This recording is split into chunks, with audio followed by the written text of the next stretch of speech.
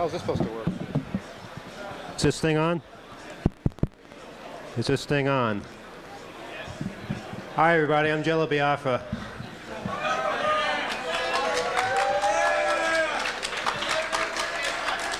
Yeah, we tricked you all, didn't we? No, Jello is actually, he's in transit from a lower floor, and, well, he's in an elevator. That's why he's been delayed.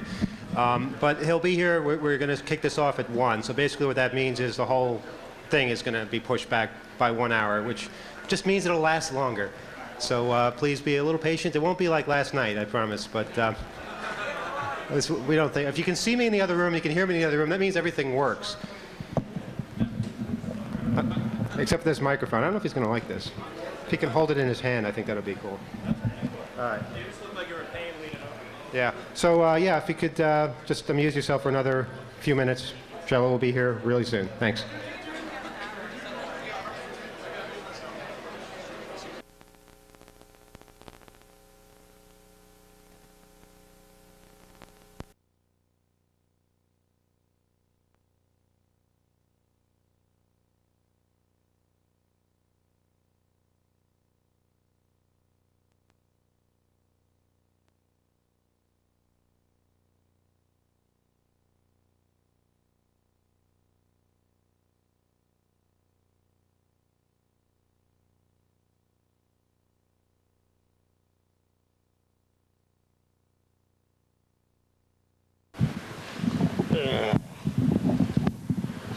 Hello.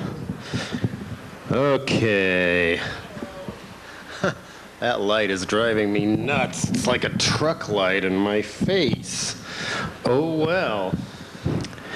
But at least can get me to work quicker than the screen last night. Hopefully.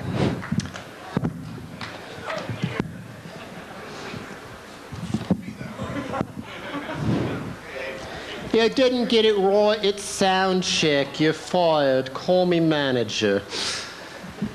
Anyway, thanks for your patience. I overslept since this is an ungodly hour, especially West Coast time to be doing anything. As did my wake-up call, I might add.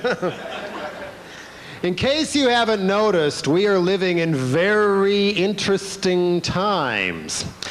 I thought it would be years before a mass backlash, if not outright insurrection, against the increasingly run-amok and arrogant corporate rule began, but it's already here, and it seems to be growing and growing and growing like some sort of prairie fire. Not since people came out of the woodwork from all walks of life to just say no to the Vietnam War, fight for civil rights, the environment, and feminism, etc., have this many people banded together for one thing against the wishes of our rulers. And like Vietnam, right now it's advantaged the other side. You know, the corporate world order, the World Trade Organization, IMF, World Bank, etc.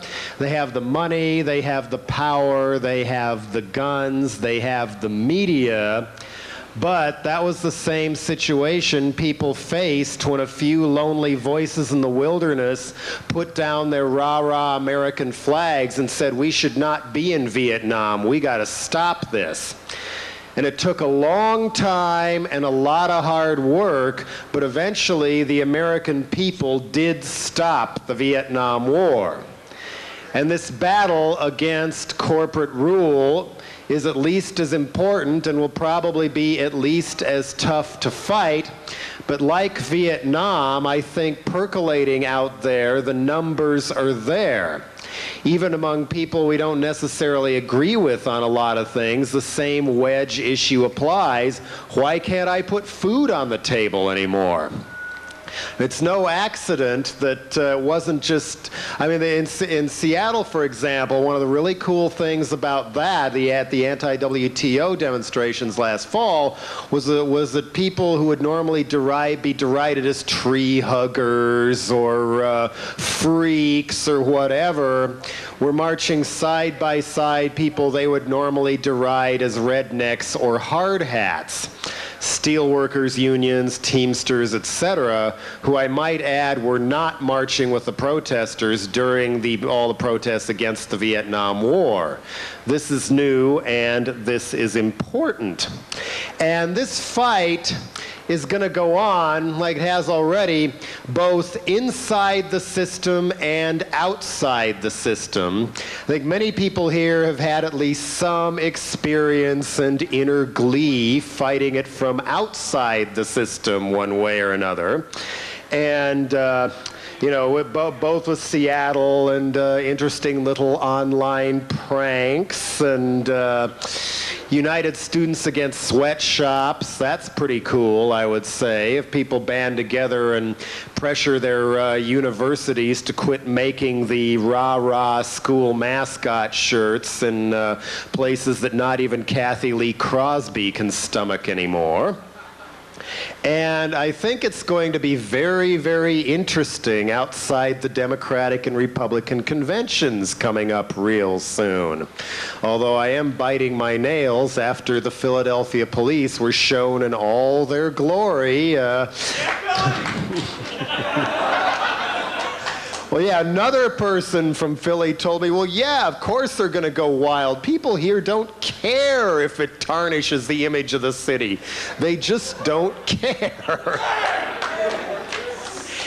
And from within the system, even the most pro-Bush and pro-Gore punditoids are predicting the lowest election turnout in our history this fall, and which actually opens the door for real alternative parties to come in and make a bigger impact than if every brainwashed Democrat and Republican actually showed up, and Christian Coalition Nazi actually showed up to vote. Jello for president, Jello for president. Well, Jello is not a candidate for president anymore.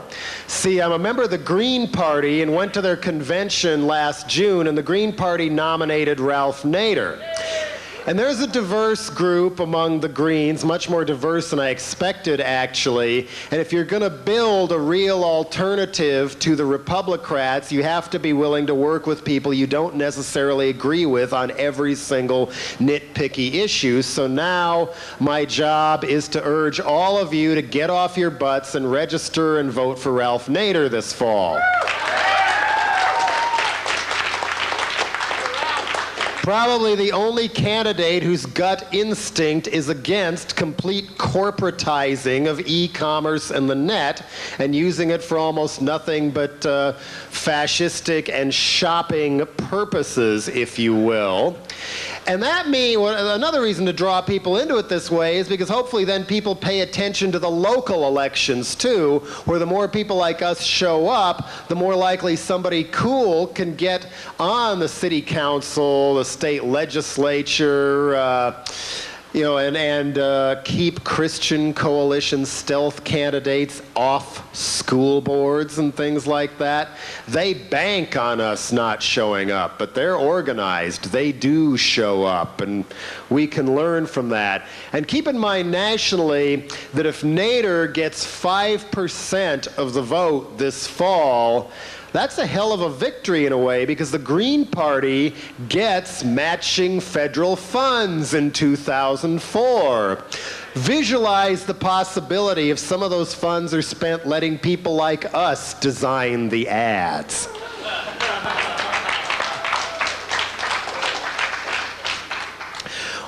And I think the thing where this groundswell is really coming from is more and more people are realizing that, yes, corporations are going too damn far, too damn fast. I thought it was going to take years for this backlash to happen.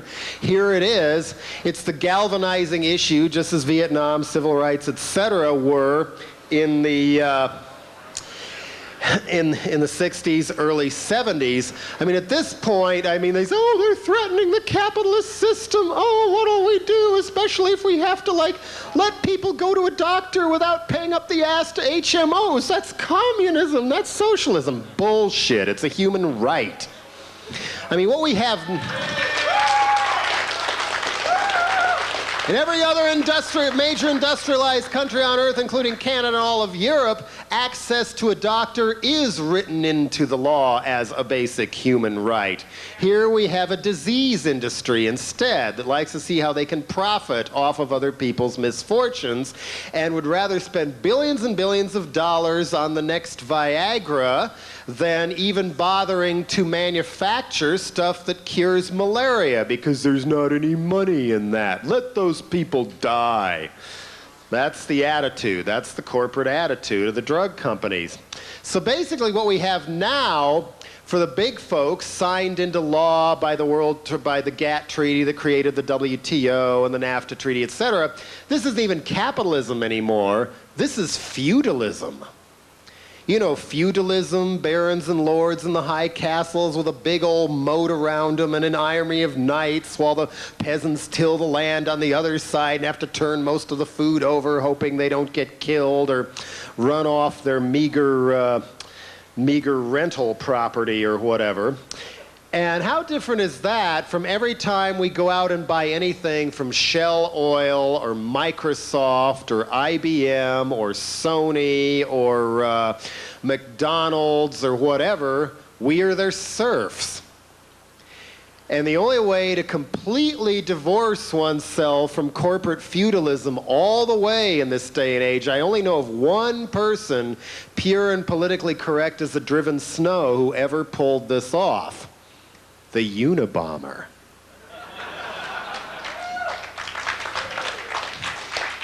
But Mr. Kaczynski kind of suffered for his art, didn't he? I mean, not everybody who wants to get away from corporate feudalism wants to live in a little cabin as big as this platform with one window in it and because it gets so miserable that you spend all your time mailing bombs to people you've never met because you can't get laid.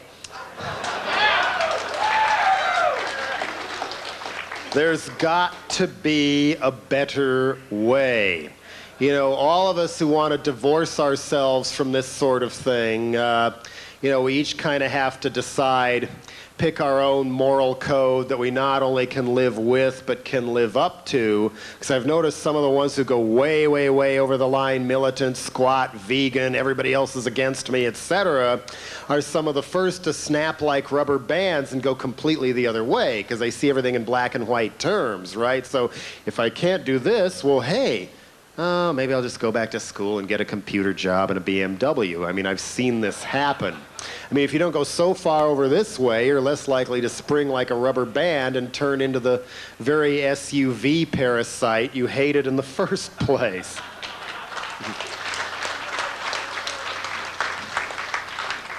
But of course, you never hear about this very much at all in the straight media, which, in my opinion, has gotten to the point where it's outright old Soviet evil empire-style censorship. I mean, the worst kind of censorship going on now, in my opinion, is not necessarily what Tipper Gore or Jerry Falwell or any of them have done. It's CNN, USA Today, ABC, NBC, CBS News, Time, Newsweek, etc., deliberately not reporting the major stories that actually affect our lives. Global warming, who cares? NSYNC's album is the fastest selling one in all time. Everybody's buying it, therefore you should too. Buy, buy, buy. Shut up and shop. Shut up and shop. Shut up and shop is the mantra, if you will. It wasn't that long ago that there wasn't just three branches of our government, the President, the Congress, and the Supreme Court. The fourth branch that kept the others in check was the press. I mean, I remember part of what turned people against the Vietnam War was the raw footage of blown up American soldiers on primetime news every night.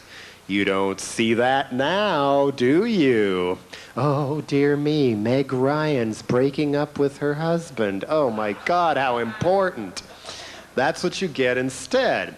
I mean, same with you contrast the way they covered Watergate and brought down Nixon with the way they covered Contragate, which was a much bigger scandal involving government operatives running drugs into this country, assassinations, the mysterious death of a reporter who uncovered the Inslaw software scandal, if that rings a bell. But that doesn't get reported, and there's a reason for that. During the Reagan administration, part of the great swindle, the Reagan-Bush-Clinton swindle still going on, was deregulating business laws so that corporations had a much easier time merging with others or swallowing up others in hostile takeovers, which meant some of the very rogue corporations that used to be policed by this forced branch of government through exposure of how horrible they were, started buying up the media themselves. For example, how many of you know that NBC is owned by General Electric, one of the world's largest arms manufacturers? This gives General Electric editorial control over NBC News. So naturally, it's like, rah, rah, isn't the Gulf War great? Don't our missiles always work? After all, GE helped build them. Oh, this is great, yellow ribbons, rah, rah, George Bush, etc. We had no choice but to go blow up Kosovo. We just didn't have any choice, because all the other choices we just omitted from the news. And then in the op-ed sections of the newspaper, you get right-wing versus extreme right-wing, and that's the only discourse you get. You do not see Ralph Nader or Jesse Jackson, let alone Noam Chomsky's voice on the editorial page, do you?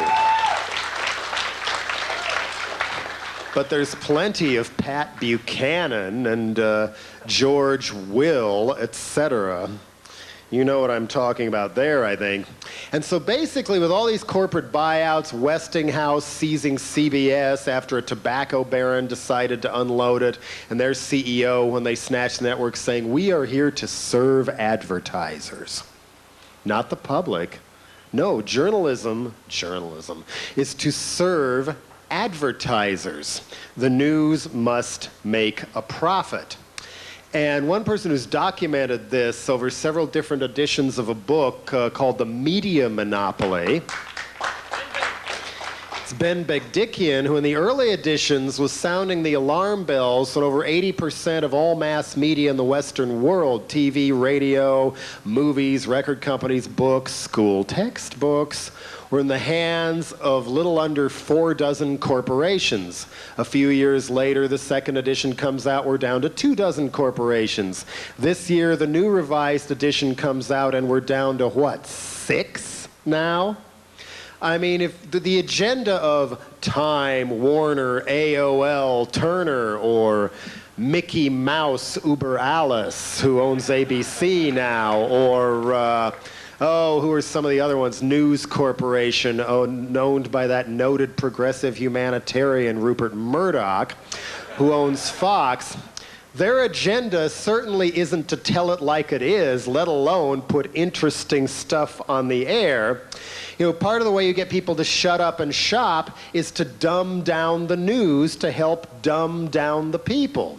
Even in the late 80s, there were surveys pointing out, like from Fairness and Accuracy in Reporting, who everybody here should support and get to know, among others, that even then there had already been a 25% reduction in actual news on the news programs.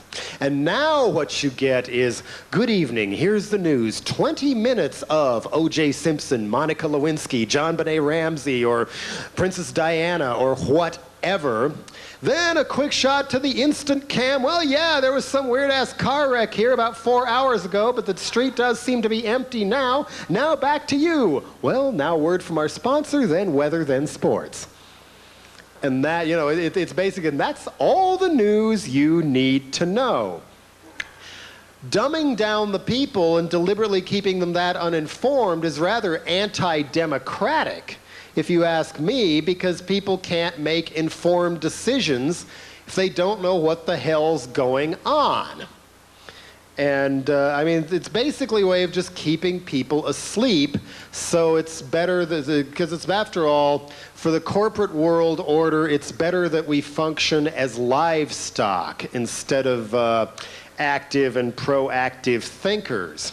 It's like in the old Soviet evil empire and communist China, the way you control the masses and make them livestock through advertising is basically fear of not keeping up with the state. We're here and you know, give them as little information as possible. Here, we bombard people with so much information they don't necessarily know where to begin to sift through it all, and it's fear of not keeping up with the Joneses instead. And so it's sort of a modern lobotomy through fear, if you will. It's like, oh my God, what's wrong with me? I'm not making $1 million as a .com executive. Oh my God, who wants to be a millionaire without having to work? Who wants to be a millionaire? Who wants to be a millionaire? And of course, don't cover issues, cover icons. Cover celebrities instead, and omit some interesting stories. You know, here's an interesting one that turned up recently in the New Yorker magazine, written by Seymour Hersh, who I think was the same guy who exposed the My Lai massacre in Vietnam, which did get all over TV years ago, in spite of efforts of, among others, a young Army officer named Colin Powell to cover it up. Anyway, this article, point by point, pointed out that our current drug czar, General Barry McCaffrey, is a war criminal for all practical purposes. 2 days after the according to this article, after the Iraqis surrendered in the Gulf War, he sent his unit up to the so-called Highway of Death as the people who surrendered were retreating, and blew them to smithereens because they hadn't been able to shoot anybody yet, killing men, women, and children. That, to me, is a much bigger scandal than Monica's magic orifice could ever hope to be. But was there one peep out about that in like the New York Times or the USA Today or Time or Newspeak? No. Instead, what do you get on the cover of, I think it was Time this week, was hey everybody, there's a new Harry Potter book out. Everybody's reading it, even though it hasn't quite come out yet. Everybody's reading it. Or another example is of the way these things are slanted. Rudolph Giuliani's marriage is a bigger scandal than Giuliani himself.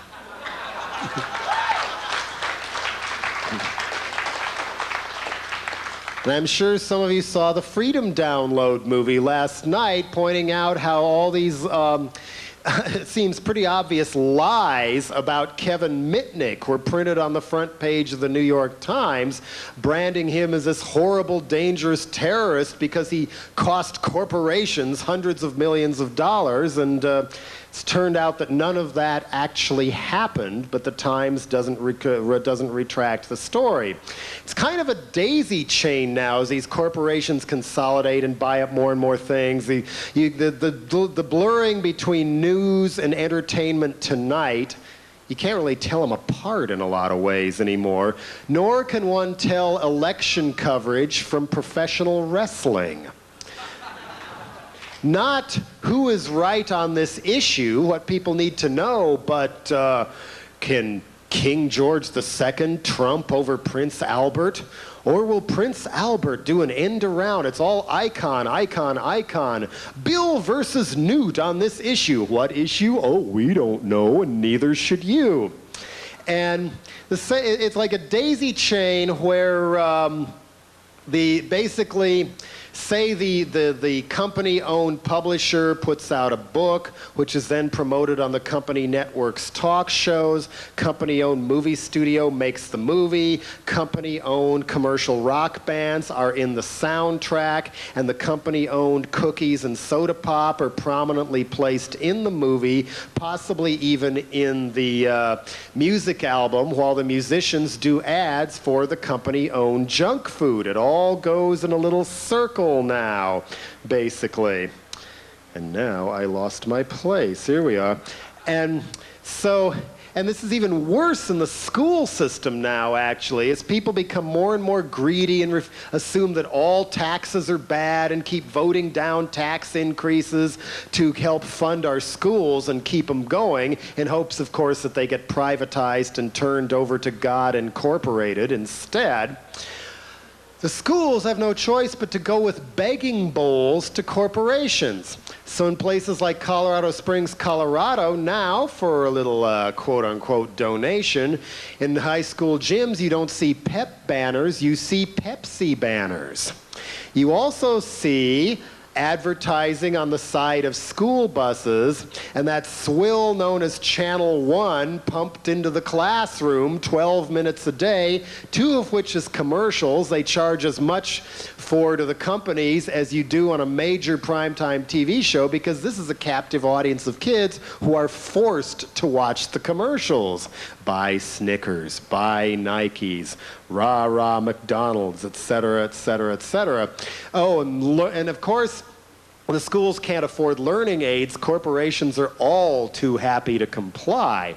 According to the New York Times, there were at least 75,000 schools have been infiltrated by a Procter & Gamble science series called Decision Earth, which among other things instructs the kids that clear cutting removes all trees to create new habitat for wildlife. And open the forest floor to sunshine, thus stimulating growth. You know, you got to get the growth is good mantra in there one way or another. And I mean, it's more and more like the corporations. You get more and more people having to wear corporate logos on their clothes because it's the only clothes you can find at the store. In San Francisco, the new sports stadium for the baseball team is named after not Willie Mays or a famous silly civic figure. It is named after the phone company. And, what are some of the other ones? Coors Field in Denver, across the highway from the Pepsi Center, where the basketball and hockey team plays, et cetera, et cetera, et cetera. It's all named after corporations. And they get real heavy-handed about this sometimes, too. How many of you heard about, I guess it was 2 years ago now, a kid in a high school in Georgia was suspended for wearing a Pepsi t-shirt on Coca-Cola Day?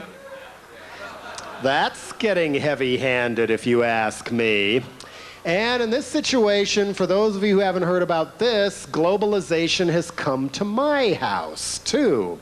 The former members of my old band, Dead Kennedys, sued me clear through a trial and everything, claiming that they wrote all my songs and somehow didn't notice the credits on the record saying who really wrote the songs for 20 years, and claimed there was this huge conspiracy to hide money from them. Yes, there was an accounting error. I blew it there, but they were paid. The real motive being I wouldn't let, or the real catalyst being I wouldn't let them put Holiday in Cambodia in a Levi's commercial. Dockers, no less.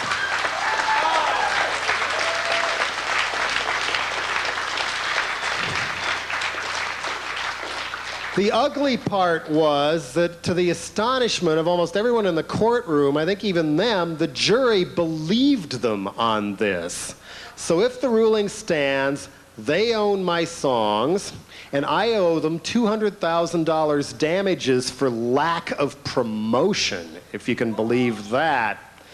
And being nearly broke on account of this, I may need some help getting out of it. That is the situation I'm in, rather than being able to concentrate on new music and all.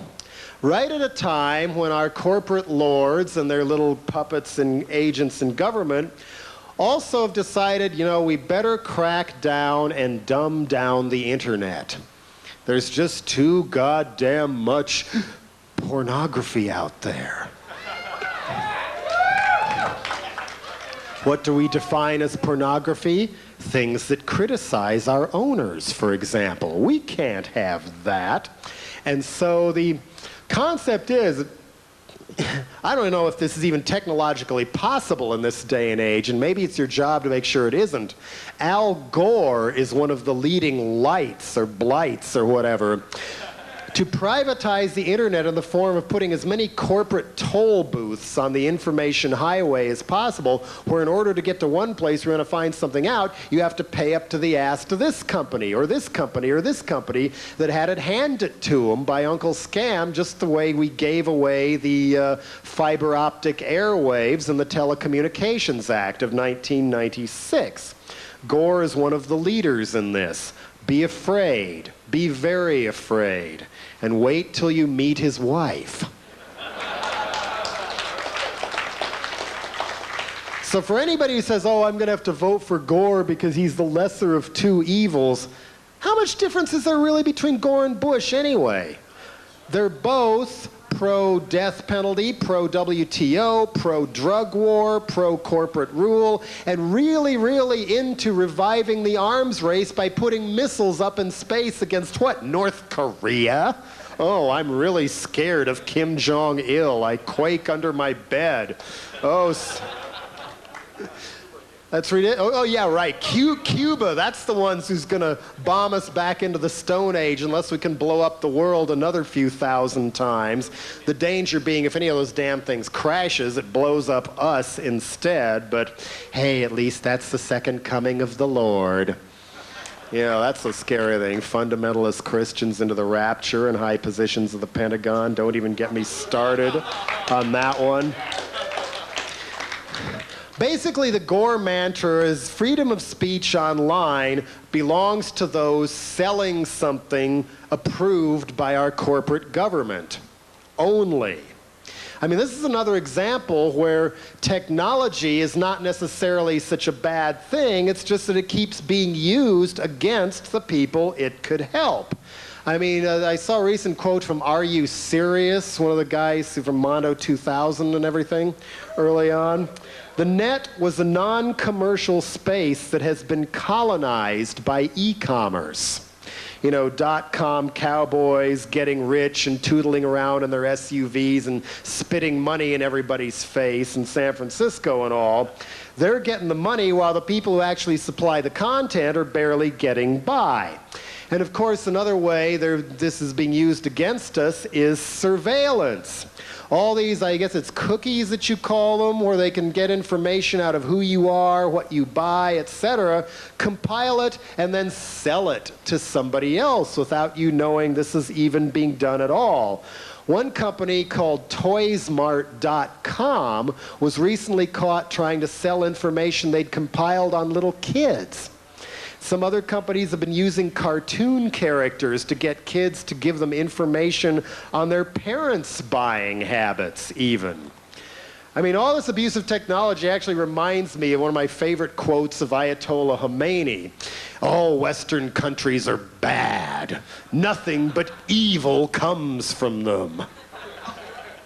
But on the other hand, the advent of the web and the net and even e-commerce has also somewhat at least democratized what corporations have swallowed up at the strip mall level, extending the punk-style do-it-yourself, DIY ethic, not just to music, but to publishing, film, pornography, and even being able to sell all those albums that made such a difference in your younger life before you became a .com worm on eBay.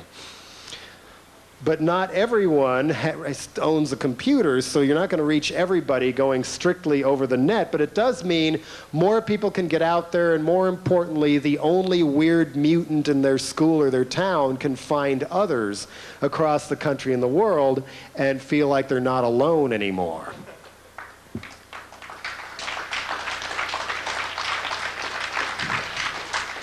But part of the keeping the net free from restrictions from Al Gore Incorporated is using it wisely. I mean, I'm sure everybody in this room knows a netwit or two who will be on there for hours on end. Even their lovely, voluptuous, significant other can't get them to come to bed till 4 in the morning because they're still on the net. We're treating it almost like TV for those who deem TV beneath them. You've probably seen that, haven't you? I mean, we get to that point, how different is that from the CB radio craze of the 1970s? Anybody remember that? Breaker, breaker, good buddy, am I talking to a real trucker? I mean, how different is that from, wow, I'm online with Courtney right now?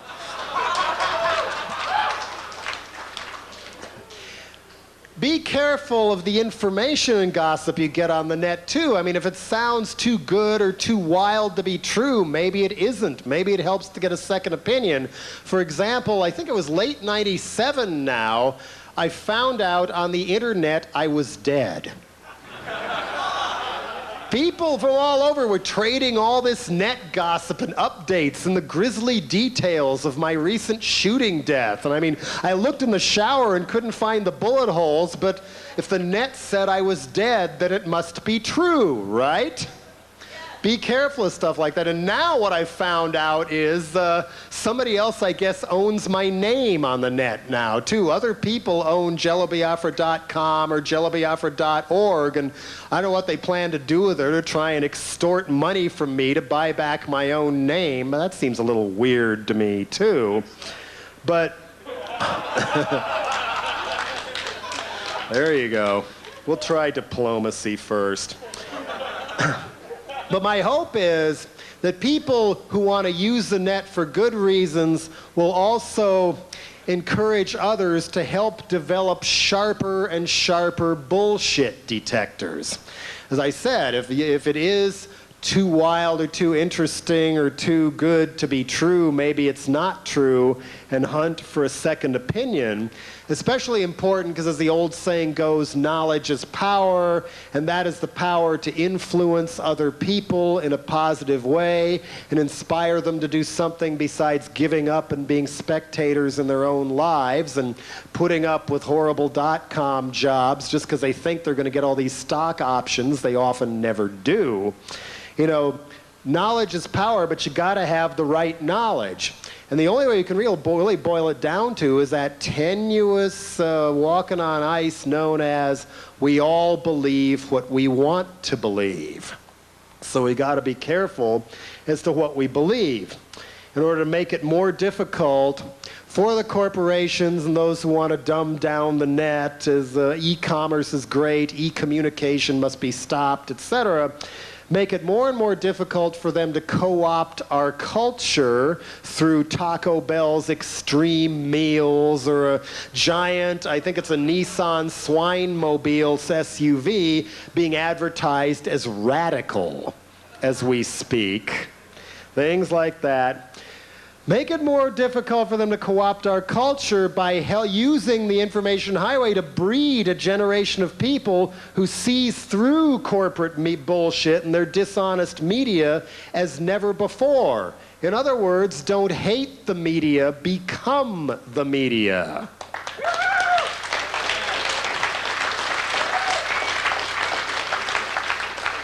This doesn't just mean digging, muckraking, learning, and regurgitating the knowledge via the net. It means not just supporting, but maybe helping create underground zines. You know, the whole underground zine culture may well be the most important thing punk rock ever gave the world, even more so than all the cool music. And in this day and age, with corporate media being so dumbed down and censored, becoming the media means going one-on-one with people you know, say in your family, at work, at school, and explaining to them in a non-condescending way when they spout Rush Limbaugh bullshit or hold their nose and say they're going to vote for Al Gore, why that is wrong, and why it isn't the eco-terrorists and the feminazis and the welfare cheats who have screwed up our economy and made it harder and harder for you to put food on the table. It's the robber barons who have so much money they can't figure out how to spend it, so the only thing they have left to do is to try and screw more and more people to make more and more money. Wealth addiction, in other words, which to me is a far more dangerous form of drug addiction than crack could ever hope to be. Certainly done more damage to the world.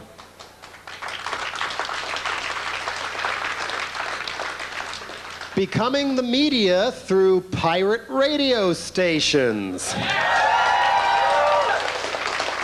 And now we are seeing the dawn of pirate television as well. When I was in Italy, clear back in '81, there were 70 pirate TV stations in Rome alone. But that's Italy.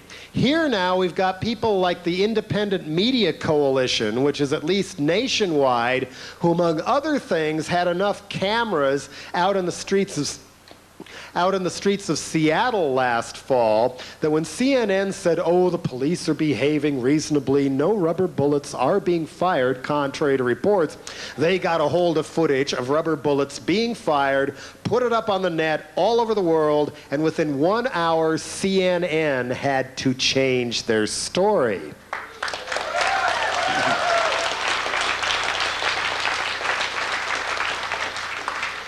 Where would Rodney King or that guy near death in a hospital in Philadelphia be without somebody becoming the media and getting footage of police brutality?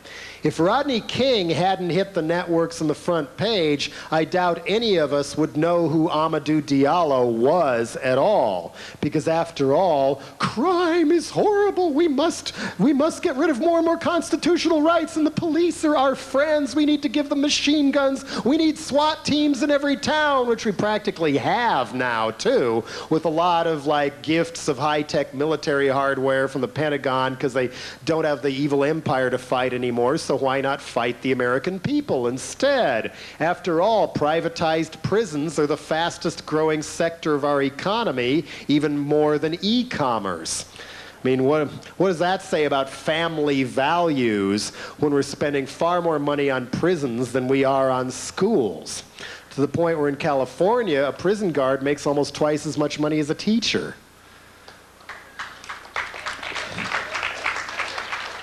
You don't hear about that in the USA Today, and that's why the online communication becoming the media is so damn important.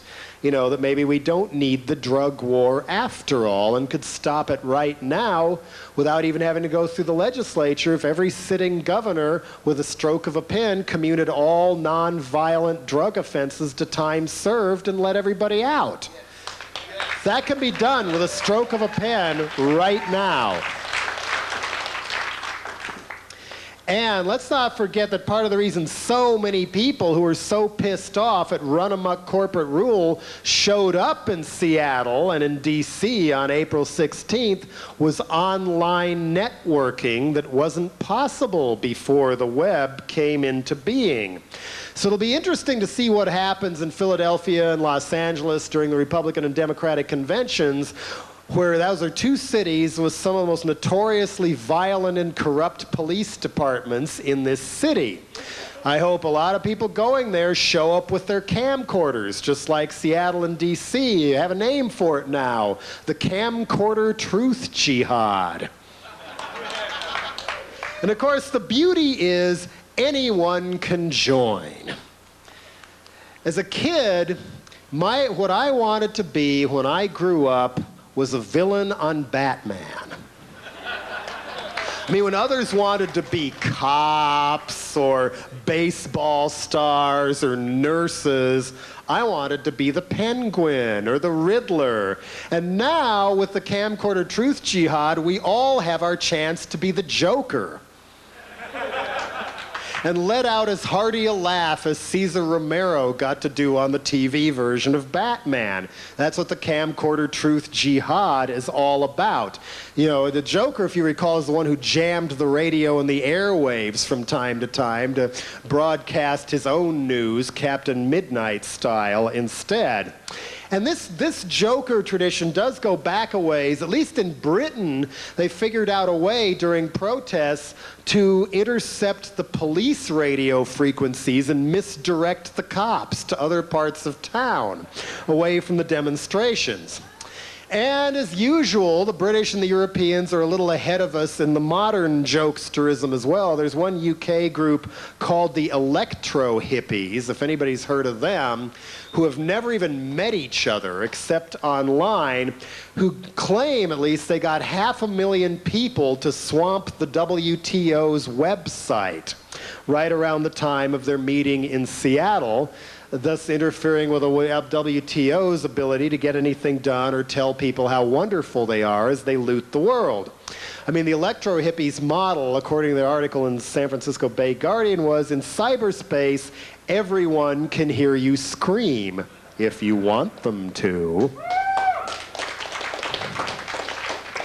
And then there's the electronic disturbance theater, who monkey-wrenched the web page of Mexican dictator, President Ernesto Zedillo, and nailed him for human rights violations by, among other things, making it so if somebody else looked in there, it would come back, human rights not found on this server.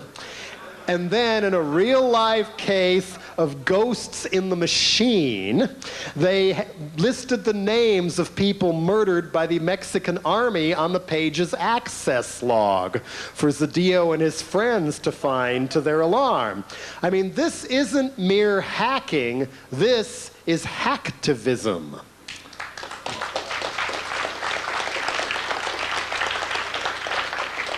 Not your frat boy Animal House school of hacking, of, monkey wrenching a tiny little community web server just because you can show you can do it and ignoring the Nike website in the meantime, or, I just ran up $20,000 on somebody's credit card and I don't even know who they are, That's not hacktivism. That is the Animal House school of it. It's even not hacking, says one person. I don't know what to call it instead then. Maybe greed? Another example was an entity called Bronkbuster as actually able to remove some of the filtering from some of the firewalls that separated China from the rest of the net, allowing the Chinese unfiltered browsing over information their government didn't want them to know, at least until the government spotted it. And I have to wonder if Al Gore's wet dream of a privatized net will also mean that kind of filtering over here. After all, what if the little kid's in the library and finds out people have sex, or finds out how to prevent the spread of AIDS or something like that? We can't have that. We must only have abstinence. I mean, in other words, hacktivism may now be very important as, like becoming the media, of becoming the new fourth branch of government to police the other three, checking e-commerce via e-protest. And some of the other side says, well, you're so into freedom of speech, that's censorship, because when you monkey wrench a Nike site, you're censoring what Nike has to say. Well, I mean, that's kind of like saying that white people are discriminated against in the United States of America. It doesn't fly when the deck is stacked so far on the other side.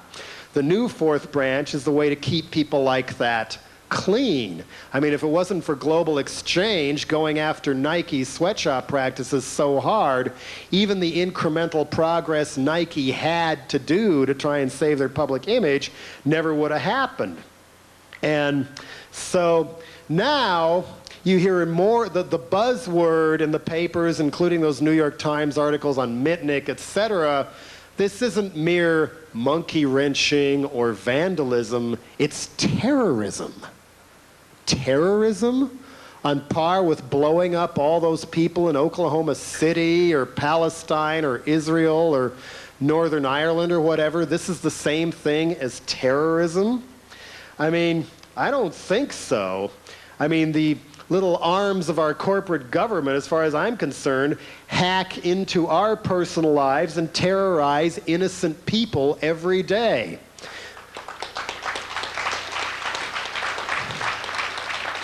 The World Bank and the International Monetary Funds and the way they'll loan money to impoverished countries to build giant dams and oil pipelines so that Bechtel, among others, can get rich. In the meantime, just totally screwing up the people in the area and taking away their meager welfare system. That's terrorism.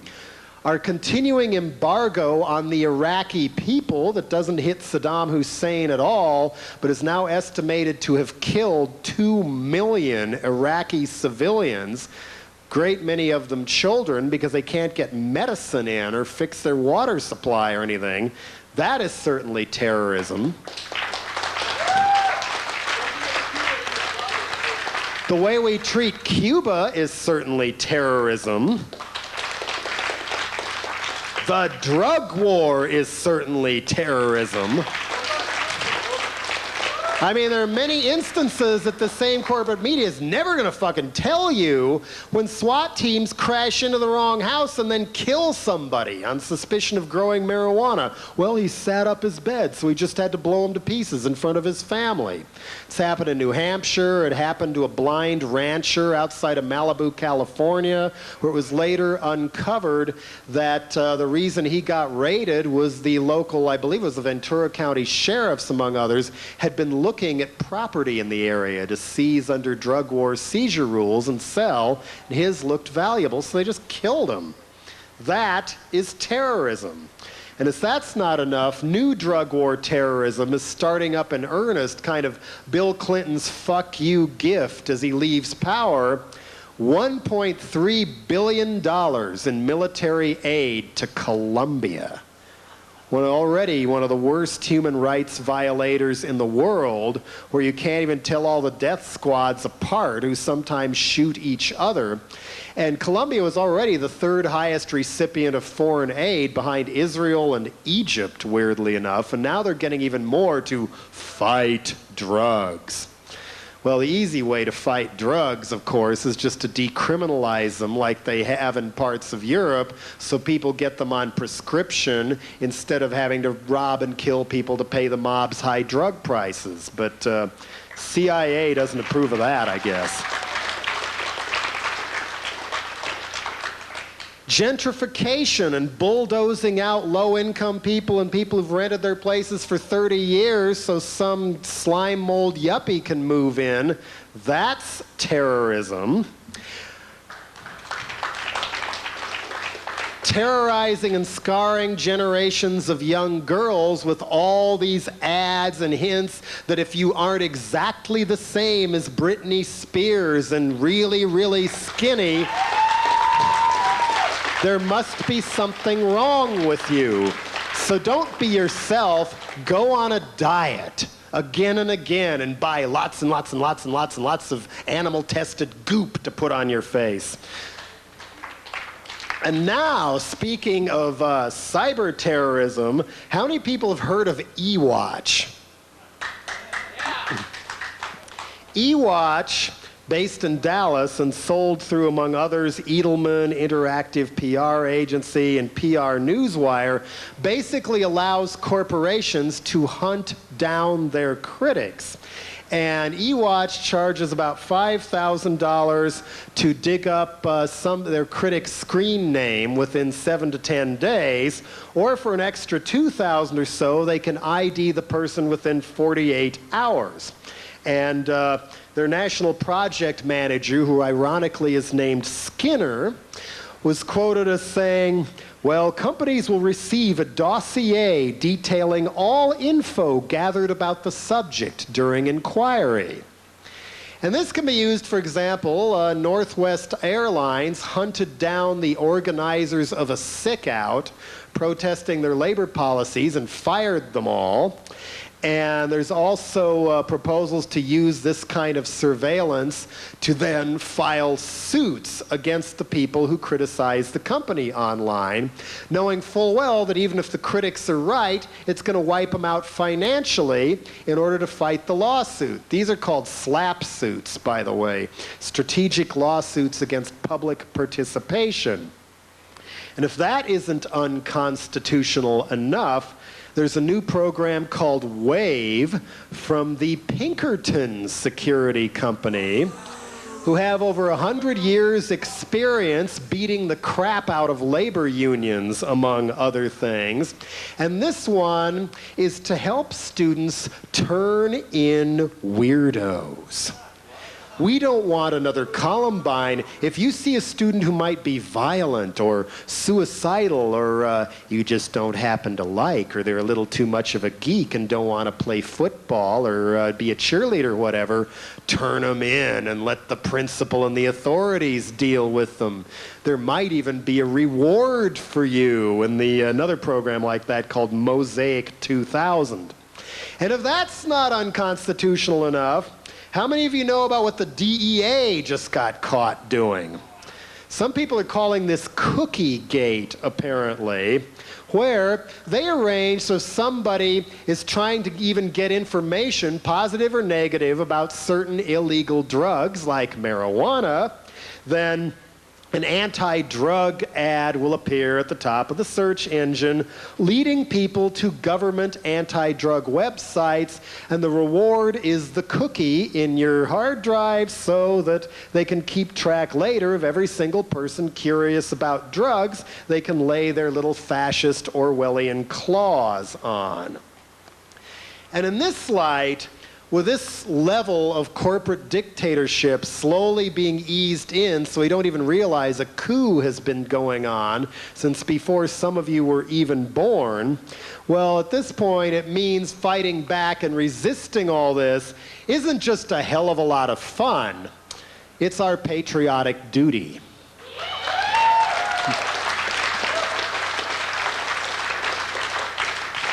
Because our hijacked, unconstitutional government of the people, by corporations, for corporations, must be overthrown.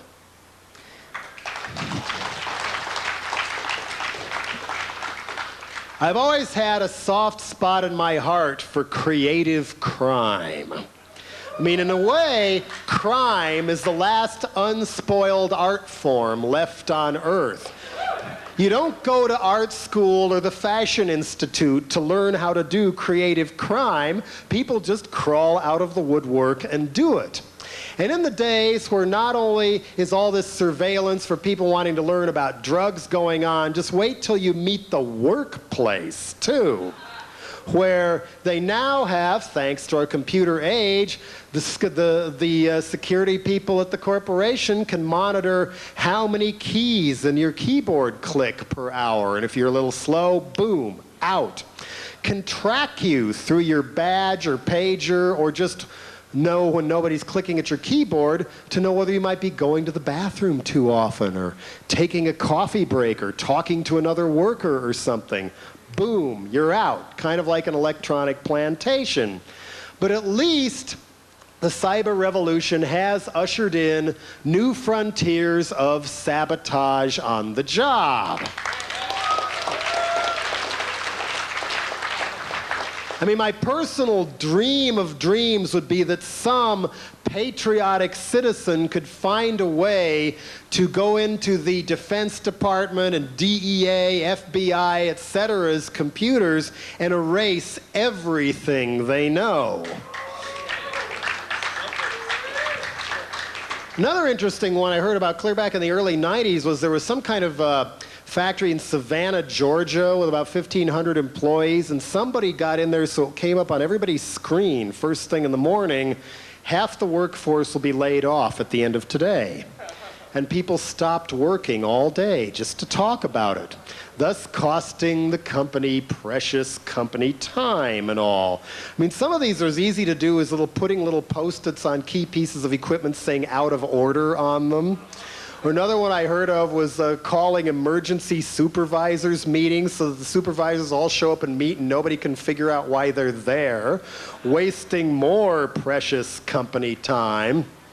Or when people try to say, no, you can't do this anymore, you can't say this on the net anymore, There's a friend of mine, John E. Risk, who later played in a band called Angst. Clear back in high school, he came up with a concept of not just Johnny Appleseed, but Johnny Potseed, where you fight the drug war by just planting marijuana seeds and scattering them in city parks and on lawns. So there's so much weed growing, they can never get rid of it all, let alone throw everybody in a privately owned prison on drug charges. That could even be extended to all these like urine tests on the job to see if you're using drugs. I mean, you probably know you can already get clean pee mail order. Why not have everybody start getting drug-tainted PP mail order, all turn it in at the same time, so they have a choice of either dropping the policy or firing everyone, because everyone tested positive for drugs. Same goes for the net when people flood various surveillance or anti-smut devices, or these devices where if you say a key word, suddenly the NSA may be monitoring your email. Flood them. So everybody's saying nothing but words Tipper Gore doesn't like until the whole program is rendered useless. But of course, the corporate world order is fighting back as well, labeling actions like this not vandalism, but terrorism. I mean, sneaking into somebody's cell phone is terrorism. Getting somebody's credit card number, which admittedly is kind of annoying, but then not using it is terrorism. I mean, if cyber sabotage is truly terrorism on par with blowing up innocent people, then maybe our government has finally admitted that they define terrorism not as threatening or injuring someone else's life, but someone else's wealth or property. And we're already going through a rather extreme expansion of the definition of property rights, where the so-called wise use movement, led by logging companies and mining companies, saying, well, you pass a new environmental law where we can't pollute or strip mine as much, you automatically have to pay us for the money we're going to lose, or it's a property taking. The air, less polluted, is a property taking. Or, starting with the Earth Summit in Brazil in 1992, our government position, presented there by Dan Quayle, I might add, was that our corporations have the right to go into the Amazon jungle, take out exotic plants, and then patent their genes. So the indigenous people can't touch them because it's company property, but the company owns it. And now they've gone as far as to say that they're about to patent the human genome. Our own genes inside our own body are owned by somebody else because they found it first. Is that like me going up to a car outside and saying, oh, look, I found this. I own the patent on it now. And the Reagan-Bush-Gore-Bush regime is letting people get away with that. But at least the beauty of the dawn of the computer age is, for every obstacle put in place to thwart free speech and squash non-corporate commerce and hacktivism on the net, everything they come up with, some bored teenager somewhere of whatever age is going to find a way to thwart them. Every time. As Are You Serious put it, it is impossible to control non-physical property when it can be easily and nearly infinitely copied. Which brings us to Napster. For those of you cheering Napster, will you still cheer if in a few years it's the next Microsoft? We don't know. And I admit, I am not sure where I stand on the issue yet, because I kind of see both sides of it. I think Metallica's suit went way, way, way too far going after schools and kids, and that was like a real dumb PR maneuver, if you ask me. I mean, the major labels were already freaking out about MP3s, but that kind of reminded me of when the movie industry tried to get rid of video rentals, which is now, if I'm not mistaken, their biggest source of revenue. And admittedly, it seems a bit weird to me, who's been like a record collector since I was in my early teens, that there would be a whole new group of people who have no interest in the hard goods or the artwork that goes with the songs or the whole albums. That seems weird to me, but obviously doesn't seem weird to a newer generation of people growing up strictly on digital downloading. And would something like Napster be no more harmful than Xeroxing part of a book for a term paper or copying the rented video for later after you've paid the rental fee? I don't know. So now it's sort of being framed in this all too black and white issues as major labels versus the little guy and the kids on the net, and it's not that simple. Major labels are an awfully easy target, we must admit. They put out really bad music for the most part, charge so much money for those CDs that they just lost an antitrust suit, and there may be a very big rebate soon. And now that they're finally getting hip to MP3, let alone Napster, generous old Sony has announced that they have 50 songs out of their catalog of hundreds of thousands of songs, probably none of them ones I'd want to hear, I might add, available for online purchase at $3.49 a piece. Which, if you multiply that by 10, which is the major label standard for the length of an album, that's $35 for a CD that isn't even a CD. Or 70 if it's one of these long ones that people put out now. And admittedly, I might not be too upset if the people I was once in a band with, who've now changed their tune and pissed on everything Dead Kennedys ever stood for and sued me, you know, if they win and are able to steal my work and then use it to use my voice, my face, my songs to potentially sell Coors beer, I'm not going to be too upset if those songs get shared online instead of money going to people who treat others the way they do. But again, this is not as simple as the big bad major label corporations versus the little guy who can't afford Sony's price for CDs or online downloading. There's also a lot of people, including me, who aren't even caught in the middle. We're way, way down closer to the little guy, where it's not easy to make a living and pay your bills when you deliberately operate outside the mainstream entertainment industry and the star system, as I have tried to do for over 20 years now. And I've been relatively lucky as far as being able to pay my bills, but I don't want that to run out. There's also a friend of mine named Matt Montfort from a band called Ancient Future, which is like a world fusion band and all. I've known him since 7th grade, and he's so gifted he could play Jimi Hendrix at age 12. He's dedicated his life to his music, but it's unusual music, and nobody will sign him anymore. So now he has a website for his band, Ancient Future, and he says he gets a lot of hits, but only 1 in 900 hits actually buy a CD from him where he can pay his bills. And here's somebody tremendously gifted who worries about getting kicked out of his rent control apartment he's lived in for almost 2 decades and not knowing where he's going to be able to go because he's stuck to his artistic guns. What's that?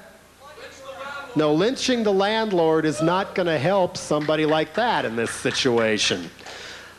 I don't have an answer to that, but somehow people ought to think of what it means to be a struggling artist in this country. In an ideal world, everybody who dedicates themselves to their craft to make something truly good and different without sucking up to Warner Brothers ought to get a subsidy, like they often do in some European countries.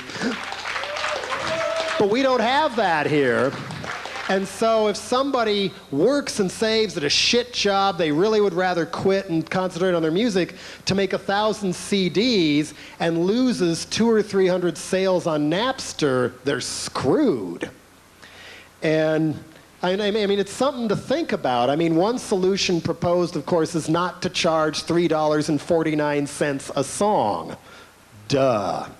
I mean, the axiom being if people want to support artists, they're willing to pay when the price is reasonable. And more damn our distribution for Alternative Tentacles, my label, which I do out of my own pocket, I think is $1.14 a song at the moment, which is about, what, a third or a quarter of the price of a 7-inch single. So that's better, in my opinion, but at least when you deal with Napster, think about supporting the artists who genuinely do need the money. Because a lot of people, if they can't pay their bills to keep recording their music, they're just going to give up and get a job they hate, and you're not going to hear about them anymore. And I don't think we want that either. You know, music should not be restricted to those wealthy enough that they can burn their own CDs. That ain't right either.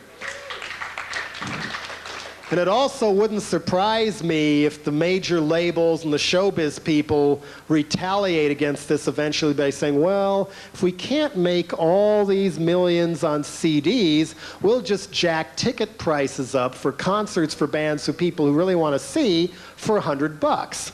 And you either pay the $100 or you don't see your favorite band, and we'll just run off with your money that way. And if that doesn't work, just concentrate only on the blockbusters, even more than they do today. You know, more pop pablum and prefab boy and girl clone bands who don't even write their own songs or care. And concentrate on all the merchandise that can generate that can't be shared online. I mean, you can't download an NSYNC poster or a Britney Spears doll. And if that's where the money is, why bother supporting somebody good? Those are some of the dangers I see in that. It's just something to think about, because I haven't really made up my mind about Napster personally. So, back to hacktivism. I mean, there is an online entity called Buster who defines it this way: using the net to blend activism and technology in a positive way, not a frat boy way or a genuinely thieving way. I mean, is flooding the WTO or Ernesto Zedillo's website or Nike an act of terrorism or a show of growing solidarity and unrest among the people against their terrorism? Breaking down the limits on freedom in order to make them harder to impose at a time when everything from Giuliani's cops to Al Gore's toll booths are efforts to impose greater and greater restrictions on freedom, and not just freedom of speech. I mean, it's so simple and so important just to participate in this. Doing something is better than doing nothing. I mean, wouldn't you rather help make history than watch it on TV? Or, excuse me, gossip about it on the net? So, that's it. Thanks for listening.